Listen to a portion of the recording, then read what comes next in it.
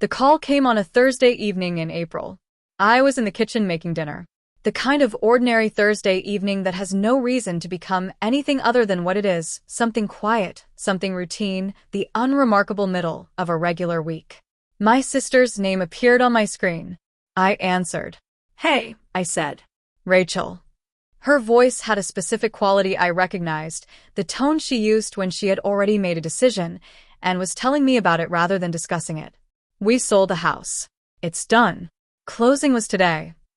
I set down the spoon in my hand. "What did you say?" I asked. "The house, Rachel. Mom and Dad's house. We found a buyer 3 months ago, and the closing was this afternoon. The funds transfer in 2 days." I stood completely still. "Diane," I said slowly, "my name is on that deed." There was a pause. And then my sister laughed. Not nervously, not apologetically, lightly. The way someone laughs when they have decided the other person's concern is not really their problem. "Your signature wasn't needed," she said. "Kevin handled it. Sign whatever you want."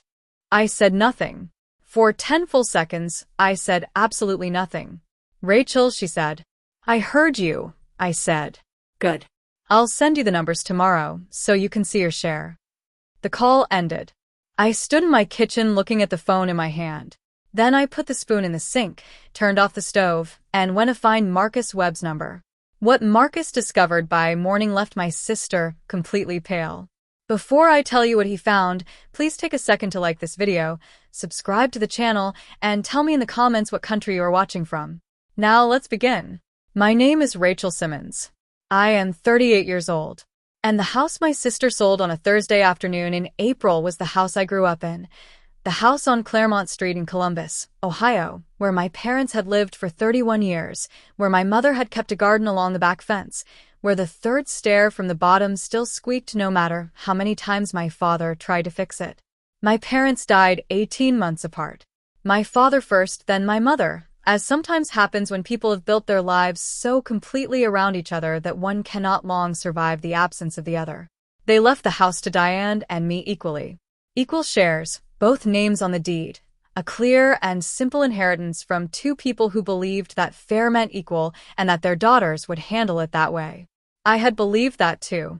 Diane is 5 years older than me and has always moved faster than I do, through decisions, through conversations, through the ordinary friction of family life.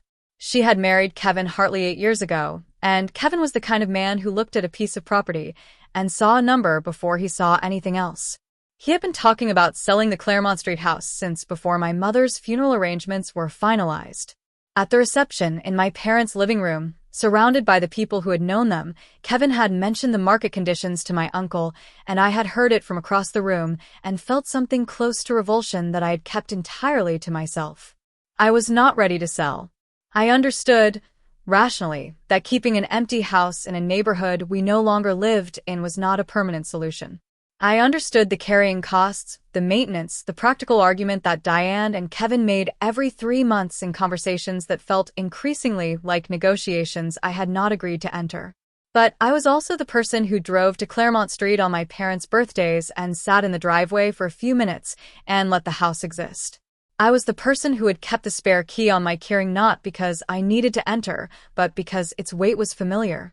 I was the person who, when the realtor Diane hired sent a market analysis without asking me, called Diane and said quietly but clearly that no decisions would be made without both of us in agreement. She had said she understood. For 18 months, I had believed her. Marcus Webb had been my attorney for 6 years. He handled my estate planning, a contract dispute from my small business 2 years ago, and the initial paperwork when my parents' will was processed. He was methodical in the way that good attorneys are methodical, not slow, but thorough. He understood that the difference between a document that holds and a document that doesn't is almost always in a detail that someone decided wasn't worth checking. I called him at 8:15 that Thursday evening. He did not seem surprised to hear from me, which said something about how I had described the situation in the first 30 seconds. He asked me 3 specific questions. Were both names currently on the deed?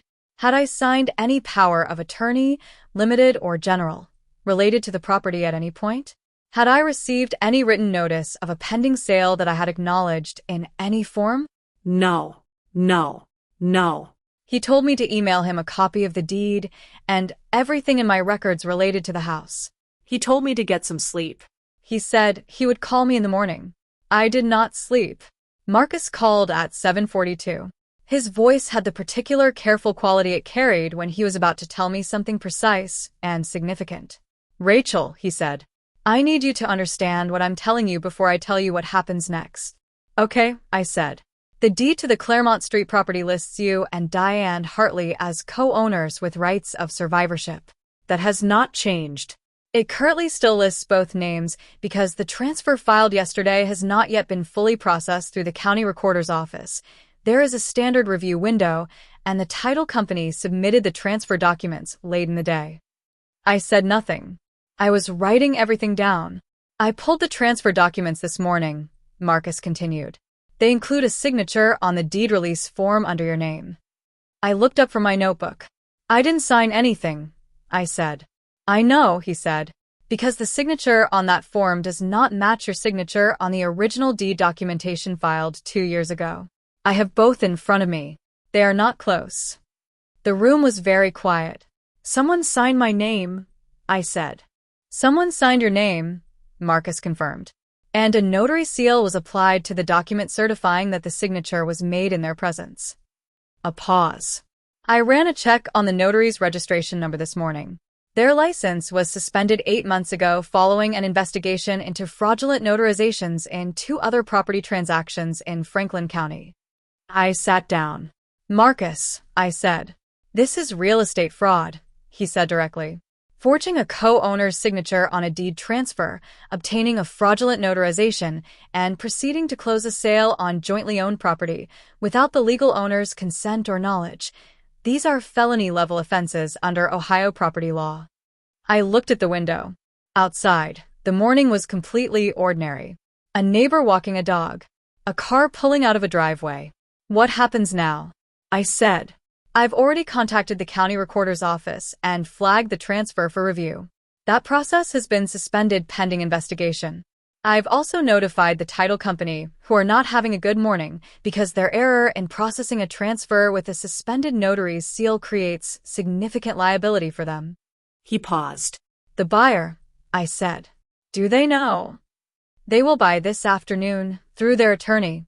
They purchased the property in good faith, which means they're protected in certain ways, but the transaction itself cannot stand as filed.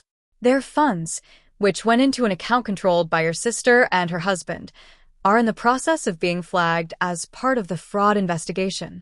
Diane's voice came back to me. Kevin handled it. Sign whatever you want. She thought I wouldn't check, I said. She thought the transaction would be complete before you had any recourse, Marcus said. The timing was deliberate, filing late on Thursday, so the weekend would pass before you could act. He said it without judgment. Just the fact of it laid flat. She underestimated how quickly this could be identified. She had also underestimated that I would say nothing on that phone call. When I said nothing, she thought I was defeated. I was writing down Marcus Webb's number. Diane called me at 9:17 that morning. The quality in her voice was something I had never heard from her before. Not anger. Not the confident dismissal of the Thursday evening call. Something past both of those. The sound of a person who has just understood the specific dimensions of something they cannot undo. The title company had called her. Then the buyer's attorney. Then someone from the county recorder's office. Rachel, she said. Her voice was unsteady. We need to talk about this. Marcus Webb will be in touch with your attorney, I said. Rachel, I didn't. Kevin said it was. I know what Kevin said, I told her. I know what you said. I have it on my phone, Diane, the time and date of the call, and everything you told me. I paused. Marcus will be in touch. I ended the call. I will not walk you through every detail of what followed, because the legal process took 4 months and was neither dramatic nor satisfying in the way that confrontations are satisfying. It was paperwork and phone calls and depositions and the grinding institutional weight of a fraud investigation. What I will tell you is the outcome. The property transfer was voided in full. The house reverted to its original ownership, both names, as it had always been. The buyer received full restitution through the title company's liability coverage. The notary who had fraudulently sealed the documents was already facing charges in the 2 prior cases. This added to that record. Kevin Hartley retained a criminal defense attorney. Diane cooperated with investigators. 6 months after that Thursday phone call, Diane and I sat in Marcus Webb's conference room and negotiated a sale of the Claremont Street house, properly, legally, with both signatures on every document and a fair division of the proceeds. I asked for one thing before the sale closed. Asked to have one afternoon in the house alone. No one argued about it. I went on a Saturday in October. I walked through every room. I stood in the kitchen where my mother had made the same pot of soup every Sunday.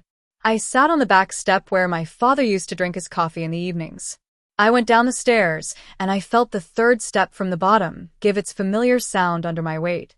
I sat on that step for a while. Then I locked the door and drove home. People have asked me why I said nothing on that phone call. Why I didn't argue, didn't threaten, didn't tell Di and immediately that what she had done was illegal and that I would not accept it. Here is my answer. Because arguing was not what that moment needed.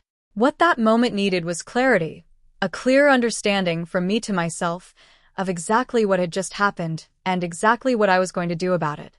There is a particular kind of person who believes that silence means acceptance, that if you do not immediately push back, you have surrendered, that the absence of a fight means there will be no consequences.